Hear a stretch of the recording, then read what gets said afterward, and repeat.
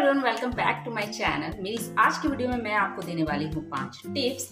मेरे इस tips and tricks को मानकर आप पैसे बचत करने के साथ साथ ही अपने किचन को कर सकते हैं ऑर्गेनाइज। तो वीडियो बहुत ही ज़्यादा इंटरेस्टिंग होने वाली है, तो प्लीज़ आप वीडियो को पूरा देखिएगा, वीडियो को स्किप मत करिएगा। और अगर वीडियो पसंद आए ना तो प्लीज़ वीडियो को लाइक करिएगा, चैनल को सब्सक्राइब करिएगा, अपने फ्रेंड्स के साथ शेयर करिएगा और बेल आइकन को प्रेस करना बिल्कुल नहीं भूलिएगा ताकि मेरी हर वीडियो की नोटिफिकेशन आपको मिलती रहे। तो वीडियो में हम लोग आगे बढ़ते हैं और जानते हैं कि कौन से है वो टिप्स एंड ट्रिक्स। ये आज ही मुझे मेरे ग्रॉसरी का सारा सामान रिसीव हुआ है। तो अगर आप भी इस तरह से सामान जब मंगवाते होंगे ना तो आपको इसी तरह से प्लास्टिक बैग्स में रिसीव होते होंगे। तो आप क्या करते हैं, इन्हें कंटेनर्स में डाल देते हैं और जब ये पॉलीथीन खाली होती है तो इन्हें आप फेंक देते हैं, जो कि एक साथ फेंक देने पर बहुत ही ज़्यादा पोल्यूशन होता है। तो इन्हें मैं किस तरह से यूज़ में भी लाती हूँ और मैं रोज़ सिर्फ 1 से 2 प्लास्टिक ही मैं इन्हें फेंकती हूँ, वो किस तरह से वो मैं आपको बताती हूँ। सबसे पहले तो आपको इन्हें अलग अलग कैटेगरी के हिसाब से डिवाइड कर लेना है, मीन्स कि साइज़ के हिसाब से। जब हम ऑनलाइन शॉपिंग करते हैं तो इस तरह के डिब्बे हमें बहुत सारे मिल जाते हैं, मतलब कि हर एक सामान के साथ एक डब्बा मिल ही जाता है। तो ये मेरे पास एक डिब्बा था जिसे कि मैं यूज़ करने वाली हूँ इन प्लास्टिक के जो बैग्स हैं इन्हें स्टोर करने के लिए। ये मेरे पास आटे का पैकेट है, अगर आपके पास आटे का है तो ठीक है, वरना आप कोई भी रेक्टेंगल या स्क्वायर शेप में आप पैकेट ले सकते हैं। सबसे पहले तो मैंने जैसे आपको बताया ना कि सब साइज़ के हिसाब को इसे आपको अलग अलग कर लेना है। सबसे बड़ी वाली जो प्लास्टिक है ना उन्हें मैं यूज़ करती हूँ अपने डस्टबिन में, इन्हें लगा देती हूँ और रोज़ इसमें जब मैं थोड़ा थोड़ा मतलब रेगुलर में दिन भर में जितना भी कचरा होता है वो एक साथ इसमें जब जमा हो जाता है तो इन्हें मैं फेंक देती हूँ। इस तरह से मेरा सिर्फ एक प्लास्टिक एक दिन में फेंका जाता है। और देखिए इस तरह से मैंने अलग अलग साइज़ के हिसाब से इसे इस तरह से फोल्ड कर करके एक साथ रख लिया है। और ये जो आटे का जो बैग मैंने आपको दिखाया था ना उसमें इसे मैं जैसे वाइप्स आते हैं ना बच्चों के लिए जो वाइप्स आते हैं उस तरह के वाइप्स में जिस तरह से रहते हैं वही अभी मैं इसे बनाने वाली हूँ। तो देखिए इस तरह से मैंने 4-4 फोल्ड करके इन्हें एक साथ इस तरह से एक के ऊपर एक करके रख लिया है इस तरह से। उसके बाद ये जो आटे का पैकेट है ना इसे मैं ऊपर से कट कर दूंगी इक्वल शेप में, जिससे कि ये थोड़ा देखने में भी अच्छा लगे। और उसके बाद अगर आप इसे हल्का सा मोड़ कर और अगर गर्म मतलब कि गैस के पास रखेंगे ना तो ये अच्छे तरह से सील भी हो जाएगा ऊपर से। तो इस तरह से, या फिर चाहे तो स्टेपलर की मदद से या फिर सेलो टेप की मदद से भी इसे आप ऊपर से सील कर सकते हैं। उसके बाद इसे आप बीच में राउंड शेप में या आपकी मर्जी जिस भी शेप में आप चाहे, इस तरह से शेप मैंने दिया है तो इस तरह से आप शेप दे सकते हैं। और ये हो गए मेरे प्लास्टिक के वाइप्स तैयार, जिससे कि अब मैं जब मुझे चाहिए होगा ना तो मैं इसे एक एक निकालूंगी और यूज़ करूंगी। और ये इसमें मैंने इस तरह से स्टोर कर दिया है ताकि ये देखने में भी ख़राब ना लगे और ये एक जगह इस तरह से पड़ा रहे। और आपको जब आपका समय बचे, जब हमारे घर में सब्जियां आती हैं ना तो बहुत तरह के ऐसे सब्जी होते हैं जो कि बिल्कुल एक शेप और साइजेस में होते हैं। तो जब हम इन्हें काटने बैठते हैं तो हमारा बहुत सारा समय इन्हें अलग अलग करने में ही निकल जाता है। तो मैं इसे किस तरह से ऑर्गेनाइज़ करती हूँ और इसे किस तरह से अपना समय बचाती हूँ वो मैं आपको बताने वाली हूँ। सबसे पहले तो आप इनको अलग अलग सब्जियों को अलग अलग जो इनकी कैटेगरी के हिसाब से ही अलग अलग पॉलिथीन्स में इस तरह से बांध लीजिए, जिससे कि आपको जो भी सब्जी काटनी होगी ना वो आप एक बार में एक पॉलिथीन अगर उठाएंगी तो आपको वो सब्जी मिल जाएगा।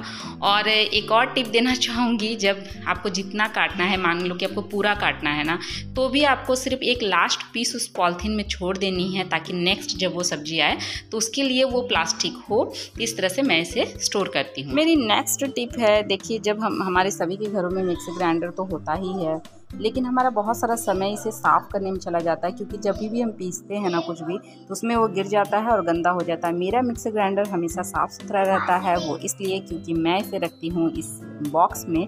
ये मुझे इसी में रिसीव हुआ था, लेकिन मैंने इसमें कुछ नहीं किया है, जस्ट जहाँ से ऑन ऑफ होता है ना वहाँ पे मैंने इस तरह से एक स्क्वायर शेप में कट दे दिया है जिससे मुझे चलाने में आसानी हो। और जब भी इसमें मुझे कुछ पीसना होता है तो इसे मैं पीस लेती हूँ और उसके बाद इस बॉक्स को अच्छे तरीके से बंद करके रख देती हूँ, जिससे कि ये गंदा भी नहीं होता है और मेरा समय भी बचता है इसे साफ़ करने में। तो ये बहुत ही छोटी सी बात है, लेकिन मैं इस तरह से करती हूँ तो इसलिए मुझे लगा कि ये टिप मुझे देनी चाहिए। और देखिए इस तरह से इसे जब भी मैं यूज़ नहीं करती हूँ ना तो इसके ऊपर मैं ये पानी गर्म करने वाला जग इस तरह से रख देती हूँ, जिससे कि अच्छे से बंद रहे और गंदा भी नहीं हो। मेरी नेक्स्ट टिप जो है ना वो भी बहुत ही काम की है। देखिए हम लोग के घर में इस तरह से कुछ ना कुछ सामान इस तरह के डिब्बों में आते ही रहता है, लेकिन ये अलग अलग तरीके के डिब्बे होते हैं जो कि हमारे किसी काम के नहीं होते हैं आगे चल के। तो एक बहुत ही आसान तरीके से इन डिब्बों को आप यूज़ कर सकते हैं। तो मैं इसने किस तरह से यूज़ करती हूँ वो मैं आपको बताती हूँ। आप इस किसी भी शार्प चीज़ से इस तरह से जब आप इसे निकालेंगे ना तो ये प्लास्टिक का कवर इस तरह से निकल जाएगा, जिसमें कि कंपनी का जो भी प्रिंट रहता है वो रहता है। तो देखिए इसे मैं इस तरह से निकाल दे रही हूँ और इसे फिर आपको क्या करना है ना कि देखिए इसे निकालने के बाद ये सिंपल एक वाइट कलर के डिब्बे में बदल गया है, जिसे कि आप इसमें कुछ भी रखिए। इस तरह के बहुत सारे डिब्बे जब आते हैं तो आप सबका प्लास्टिक इसी तरह से निकाल दीजिए। ये थोड़ा भी ऑयली है, बहुत दिन से यूज़ हो रहा था, इसमें च्यवनप्राश है, लेकिन अब ये खाली हो चुका है। इसे मैं साफ़ कर चुकी हूँ, लेकिन ये जो ऊपर का है इसे मैं इस तरह से पोंछ दे रही हूँ गीले कपड़े से, और आप देखेंगे ये बिल्कुल ही चमचमाता हुआ बिल्कुल साफ़ सुथरा सा हो जाएगा। तो देखिए ये बिल्कुल साफ़ सुथरा सा हो गया है। तो अब मैं आपको दिखाती हूँ कि इस तरह से ही मैंने बहुत सारे डिब्बों को स्टोर करके रखा है। तो ये है कुछ पीडियाश्योर के डिब्बे जो कि मैं अपने बच्चों को देती हूँ। और भी डिब्बे हैं जिन्हें मैं एक और जो मेरा इस तरह का जो अलमारी बना हुआ है ना उसमें रखा है।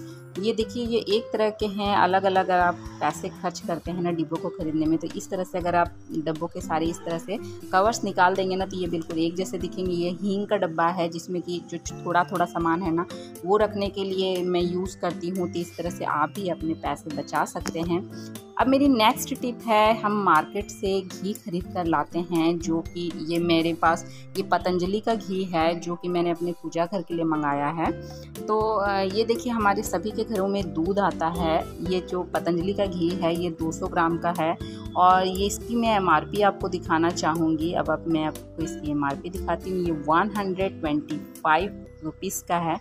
तो अब आप देख लीजिए, इससे इंटू आप 5 कर दीजिए तो अब हम देख लीजिए ये लगभग हमें 600 से भी ज़्यादा के करीब हमें ये केजी के हिसाब से पड़ जाता है। लेकिन आप बहुत ही आसान तरीके से और इससे भी हेल्दी घी जो है आप अपने घर में ही निकाल सकते हैं।